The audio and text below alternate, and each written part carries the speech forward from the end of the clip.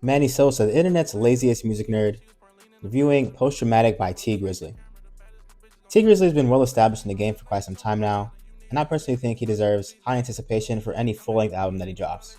Post Traumatic is a dope mix of what you know him for, combined with the most switching up I've heard him do, production and flow wise. The first two tracks show that, as the intro is a pretty standard Detroit beat, but the second track we dem is a Weezy produced, future type beat with a future type cadence to go with it. Blow for Blow is one of my favorite songs right now.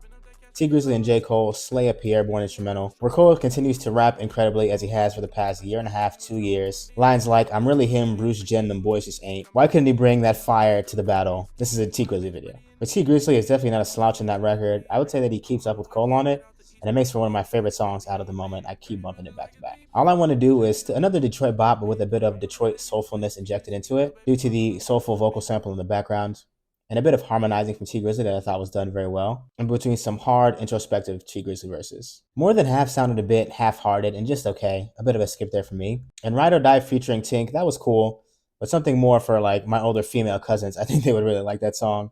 Not necessarily my cup of tea, but definitely good. If you really liked like old school Fabulous and all the girl records, kind of feeling something like that to me. But the Working on Dying and Benny X produced Diana, that one's right up my alley. A futuristic Yeet type beat finds T Grizzley sliding in autotune and ditching the introspective bars for flex time that the beat calls for. Easily one of my favorite songs on the album next to Blow for Blow. I Ain't Sorry with Huncho kind of sounded like a bad Future song, and there's a lot better one later in the album with a Future actually on it.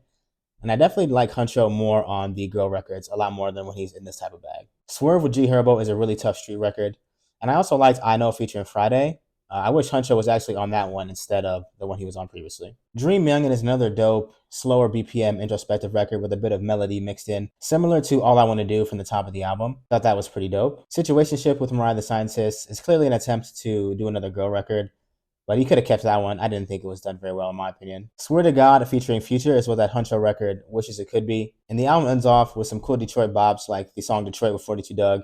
And Robbery 7 and 8 are some of the iconic storytelling tracks that T Grizzley stands himself with when he first got out of jail. All very cool. Overall, I thought this album was very tough, and I think that it just adds to Babyface Ray's The Kid That Did as another hard-ass Midwest album to come out in 2024, scoring T Grizzley's Post Dramatic an 8.7 out of 10 hard. Let me know what you thought. What would you rate it? Argue with me in the comments. Peace.